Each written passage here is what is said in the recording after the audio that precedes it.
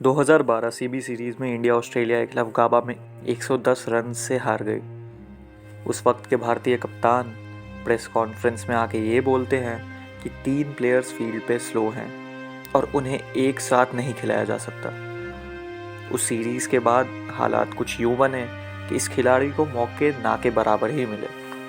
अब तक आप समझ ही गए होंगे कि आज हम वीडियो में किसकी बात करने वाले हैं, पर आज हम बयानों से हटके केवल तथ्यों पर बात करेंगे, जो हमेशा हम करते आए हैं। इस कहानी में धोनी और गंभीर के रिश्तों पर गहन अध्ययन करेंगे, जो लगातार उन पर तमाम आरोप लगाते नजर आए हैं। हम ये समझने की कोशिश करेंगे कि क्या धोनी वैसे ही हैं जैसे उनका ओहदा बन चुका है, या पर्दे के पीछे की कहानी कुछ और ही है। तो चलिए इस वीडियो को शुरू करते हैं और सबसे पहले अध्याय में चलते हैं।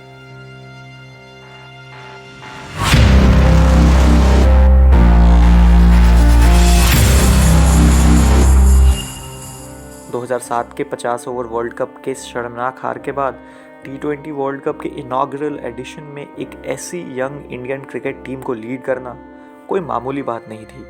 और ऊपर से तब जब धोनी को कप्तान चुनने से पहले कुछ सीनियर प्लेयर्स, जिसमें गंभीर भी शामिल थे, उन्हें भी इस बात से आपत्ति थी। लेकिन सिलेक्टर्स का मानना था कि धोनी की सभी प्लेयर्स के साथ मजबूत बॉन्डिंग, उनका प्रेजेंस ऑफ माइंड और गेम को समझने की उनकी खास क्षमता टीम के लिए एक बड़ा प्लस पॉइंट बनेगी। पर जो जज्बा इस टीम ने दिखाया, किसे ही पता था कि ये आने वाली पीढ़ियों के लिए मिसाल बन बैठेगी। भारत ने 2007 का T20 वर्ल्ड कप जीता और पूरे देश में धूमधाम से ये जीत सेलिब्रेट की गई। गौतम गंभीर की फाइनल्स की वो इनिंग्स और युवराज सिंह के 6 छक्के उस टूर्नामेंट का हाईलाइट भी रहे। उसके बाद 2008 में ऑस्ट्रेलिया को ऑस्ट्रेलिया में सीबी सीरीज हराना और फिर 2009 में नंबर 1 टेस्ट टीम बनना, या 2010 का एशिया कप जीतना हो, सब कुछ धोनी को कप्तान बनाने के डिसीजन को सही साबित करता प्रतीत हुआ। और इसके बाद आया वो लम्हा जिसके लिए क्रिकेट फैंस ने 28 साल इंतज़ार किया था। 2011 का वर्ल्ड कप भारत में खेला जाना था और धोनी के उस छक्के से वर्ल्ड कप हमारी झोली में आ गया। लेकिन एक सेकेंड, बस उस छक्के से नहीं, अब कहानी में यहाँ से मोड़ आने की शुरुआत हो चुकी है। तो बढ़ते हैं हम लोग अपने अगले अध्याय में। आप अगर 2007 और 2011 के वर्ल्ड कप्स पर नज़र डालेंगे तो एक चीज़ बिल्कुल साफ है, गौतम गंभीर के बड़े मौक़ों पर शानदार परफॉर्मेंसेस। 2007 के T20 वर्ल्ड कप में गंभीर ने इंडिया के लिए सबसे ज़्यादा 227 रन बनाए और एडम गिलक्रिस्ट के बाद वो टूर्नामेंट के सेकेंड हाईएस्ट रन स्कोरर भी रहे। इसके तुरंत बाद 2008 की सीबी सीरीज़ में उन्होंने 10 इनिंग्स में 440 रन्स जोड़े, जो तेंदुलकर से भी ज़्यादा थे। 2009 में गंभीर को नंबर 1 टेस्ट बैट्समैन का दर्जा मिला और 2010 के एशिया कप में वो शाहिद अफरीदी के बाद सेकेंड हाईएस्ट स्कोरर थे। ये सब इस बात का सबूत है कि गंभीर धोनी की टीम के लिए एक तुरुप का इक्का साबित हो रहे थे। 2011 का वर्ल्ड कप तो गंभीर के करियर का एक और कमाल का किस्सा था। फाइनल्स में उनकी 97 रन की इनिंग्स ने जीत की बुनियाद रखी, जिसके कारण भारत ने वो वर्ल्ड कप भी जीता। लेकिन सवाल ये उठता है कि इतनी कंसिस्टेंसी और बड़े मैचेस में मैच विनिंग परफॉर्मेंसेस देने के बाद भी सिर्फ 2 साल के अंदर गंभीर को 2013 की चैंपियंस ट्रॉफी के लिए टीम से ड्रॉप कर दिया गया। पर आखिर क्यों? –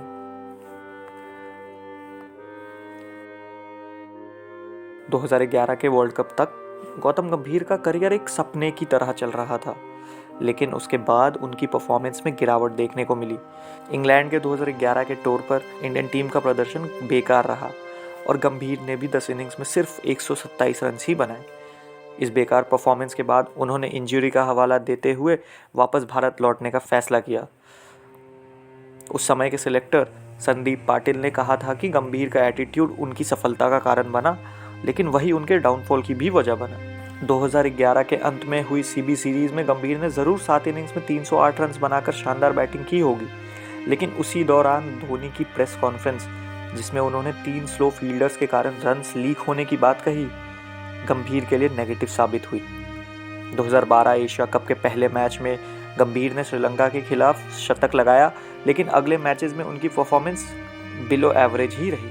इस दौरान विराट कोहली ने 3 मैचेस में 108, 66 और 183 की शानदार पारियां खेलकर अपनी जगह मजबूत कर ली। उन्हें अगला कप्तान समझा जाने लगा, नतीजा ये हुआ कि गंभीर से वाइस कैप्टनसी भी छीन ली गई। 2012 के T20 वर्ल्ड कप में भी गंभीर का प्रदर्शन खराब रहा, जिसमें उन्होंने 5 इनिंग्स में सिर्फ 80 रन बनाए। 2013 की ऑस्ट्रेलिया सीरीज से पहले उन्हें ड्रॉप कर दिया गया और उनकी जगह डोमेस्टिक क्रिकेट में शानदार प्रदर्शन कर रहे शिखर धवन को ओपनिंग के लिए चुना गया। ये वही दौर था जब इंडियन टीम में एक स्मूथ ट्रांजिशन हो रहा था और सहवाग को भी टीम से बाहर कर दिया गया था। चैंपियंस ट्रॉफी 2013 की जीत ने साबित कर दिया कि टीम सही दिशा में जा रही है और गंभीर के लिए इंटरनेशनल क्रिकेट का सफ़र लगभग समाप्त सा हो चुका था। 2014 में उनकी इंग्लैंड के खिलाफ टेस्ट क्रिकेट में वापसी हुई, लेकिन उनकी बैटिंग टेक्निक्स के फ्लॉज उस टूर पर सबके सामने आ गए, जहां उन्होंने सिर्फ 25 रन बनाए। फिर भी उनकी जिद और डेडिकेशन ने उन्हें 2016 में एक मौका दिलाया, जब दुलीप ट्रॉफी में अच्छा प्रदर्शन करने के बाद वो टेस्ट टीम में वापस आए, लेकिन इंग्लैंड के खिलाफ उन्हें फिर से ड्रॉप कर दिया गया। आखिरकार गंभीर ने 2018 में क्रिकेट को अलविदा कह दिया।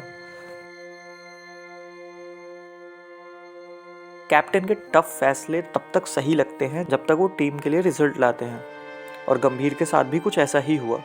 लेकिन गंभीर की एक बात से अक्सर फैंस और हम सब सहमत होंगे, कुछ खिलाड़ियों को लगातार बैकिंग मिली जबकि कुछ को इग्नोर कर दिया गया। बहरहाल आज के लिए इतना ही। आप अपने विचार कमेंट बॉक्स में ज़रूर लिखें। धन्यवाद। शुभ रात्रि।